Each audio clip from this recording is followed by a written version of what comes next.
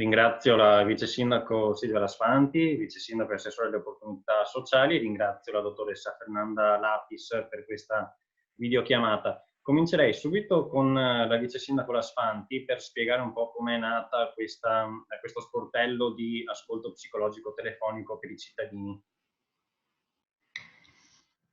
Come amministrazione, vista la situazione, abbiamo ritenuto opportuno offrire un servizio di sostegno ai cittadini perché stiamo chiedendo degli sforzi molto importanti a tutta la cittadinanza e quindi per alcuni può essere anche molto difficile rimanere a casa e sconvolgere la propria quotidianità. Sappiamo tutti che in molti casi si lavora da casa, i bambini comunque sono a casa da scuola ormai da quasi 2 mesi, per cui la situazione diventa difficile da sostenere. Quindi abbiamo pensato di offrire un supporto alla cittadinanza, di avere un po' un orecchio professionale che potesse raccogliere timori, dubbi, ansie e anche dare dei consigli su come affrontare al meglio questa situazione che è nuova e insolita per tutti, per cui chiede di mettere in atto anche delle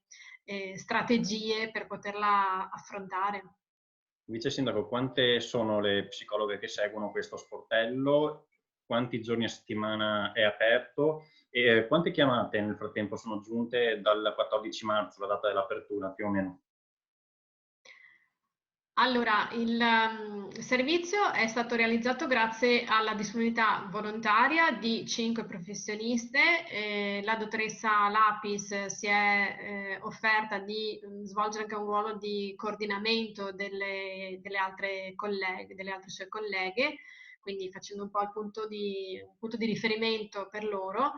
Attualmente riusciamo a coprire con un orario abbastanza articolato dal lunedì alla domenica, perché queste 5 professioniste si turnano nella reperibilità telefonica per i cittadini. Adesso stiamo monitorando un po' come va il servizio perché ovviamente essendo appena partito ha necessità anche di essere un po' conosciuto dalla cittadinanza. Al momento siamo su circa una decina di telefonate, magari poi la dottoressa Lapis sarà più precisa su questo. Dottoressa, quali sono le domande che principalmente vi rivolgono i cittadini che chiamano questo servizio? Quali sono le paure che hanno? Le domande, le paure sono moltissime, sono molto diversificate e ha situazioni di paura e anche con episodi di angoscia relativamente al fatto di, soprattutto le persone che si trovano sole, magari col tampone positivo e quindi devono stare veramente distanti da tutti. E quindi quelle persone sicuramente sentono in modo molto profondo il senso di solitudine e a tratti anche un sentimento di abbandono che è molto difficile da amministrare durante tutte le ore della giornata che non passano mai. C'è una dimensione del tempo vissuto completamente diversa in relazione a quello che uno sta vivendo, e nel momento in cui sente tutte le notizie attraverso la televisione, la radio, sono di solito molto allarmanti negli ultimi tempi. Infatti io consiglio sempre di non stare sempre con la televisione accesa o andare a vedere tutti i telegiornali, eccetera, proprio perché queste cose alimentano uno stato di paura e di angoscia e un sentimento così di abbandono che non bisogna, che bisogna, ecco, diciamo che questo servizio serve proprio a far sentire meno soli e meno abbandonate le persone, soprattutto quelle che vivono da sole e isolate. Quindi la maggior parte dei cittadini che chiamano sono gente di una certa età, sono di età avanzata? Sì, diciamo che la maggior parte è intorno ai 70, dai 70 ai 77 anni, però ci sono stati anche delle telefonate di persone giovani, 38, 40 anni, che magari hanno, ecco, alcune persone hanno anche pregresse patologie sia fisiche che psicologiche che implicano una maggior vulnerabilità, e quindi la necessità di avere un contatto anche telefonico con qualcuno che possa rassicurarli, che possa in qualche modo essere presente, in qualche modo, sapere che se c'è, in caso di necessità, c'è qualcuno con cui parlare. Ci sono delle persone che lavorano nelle case di riposo, per esempio, o nei servizi ancora aperti, e quelle sono molto allarmate perché si sentono esposte e si sentono poco protette, soprattutto recentemente, rispetto al fatto che mancavano mascherine, mancavano altri generi di protezione, eccetera. Quindi su questi casi bisogna anche questo, tener conto che il servizio pubblico deve poter dare delle risposte, deve poter intervenire.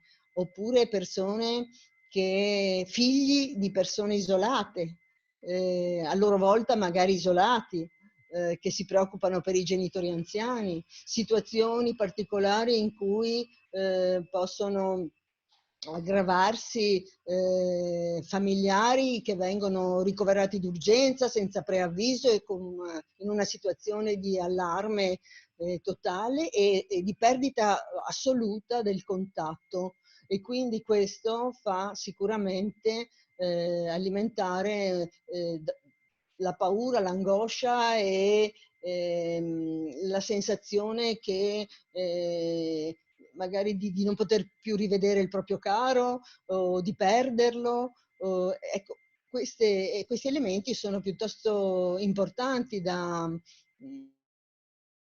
c'è molta difficoltà nella popolazione a chiedere aiuto ed è invece importante che le persone si fidino e che possano telefonare e chiedere aiuto, chiedere questo supporto psicologico, perché in questo momento è molto importante. Per un supporto di un disagio psicologico la parola è la cosa più importante, il tono della voce, la capacità di accoglienza, la possibilità di smorzare. Ho notato che le telefonate iniziano molto allarmate, magari con la voce strozzata, con il pianto in gola, e magari finiscono in modo più leggero, e ringraziano perché si sentono sollevati e sentono di aver in qualche modo un po' ridotto quella tensione che vivevano magari 10 minuti prima. La parola è molto importante. Vice Sindaco, sentendo anche le parole della psicologa Lapis, siete soddisfatti di come sta andando questo supporto? Assolutamente sì, noi ringraziamo di tutto cuore il servizio che stanno offrendo queste professioniste, tra l'altro gratuitamente, perché è un contributo importante al benessere della cittadinanza e quindi un altro tassello oltre ai servizi molto più concreti e operativi come la spesa o la consegna dei farmaci, che danno una mano soprattutto alle persone che sono in una situazione di difficoltà in questo momento. Sperando ovviamente sempre che... Prego, se posso dire un'altra cosa, alcune telefonate nascono da uno stato appunto di isolamento anche in riferimento a una serie di disturbi psicosomatici, mal di schiena, malessere, stanchezza, la gente che si misura la febbre continuamente in modo compulsivo e la difficoltà anche di mettersi in contatto telefonico con i medici di famiglia, che probabilmente sono oberati in questo momento, però è importante che io questo mi sono ripromessa ho promesso a queste persone che mi hanno chiamato e che avevano delle difficoltà a contattare i medici di famiglia, di fare proprio un appello ai medici di famiglia, di rispondere al telefono. Poi magari se la situazione non è così grave, eccetera, però rispondere al telefono è importantissimo, perché queste persone che sono chiuse in casa da sole dicono: ma se poi mi viene veramente qualcosa di grave e io non riesco neanche a contattare il medico di famiglia, vuol dire che rischio di rimanere qui e di morire e nessuno se ne accorge. Ecco, voglio dire, l'elemento di angoscia poi cresce e bisogna evitare, ecco, questo stato d'animo troppo esasperato. Porteremo sicuramente il suo messaggio all'attenzione, anche se crediamo comunque i medici di base stiano anche loro facendo tutto il possibile Sicuramente, per fare al meglio il sicuramente, loro lavoro. però certo, certo. Per il momento si spera di arrivare presto alla fine di questa emergenza. Nel frattempo ci affidiamo ai medici, ci affidiamo agli psicologi, ci affidiamo al sostegno che i comuni e le amministrazioni stanno dando, come tutti quanti, e io vi ringrazio intanto per il tempo che ci avete anche messo a disposizione. Grazie a voi. Grazie a voi, arrivederci.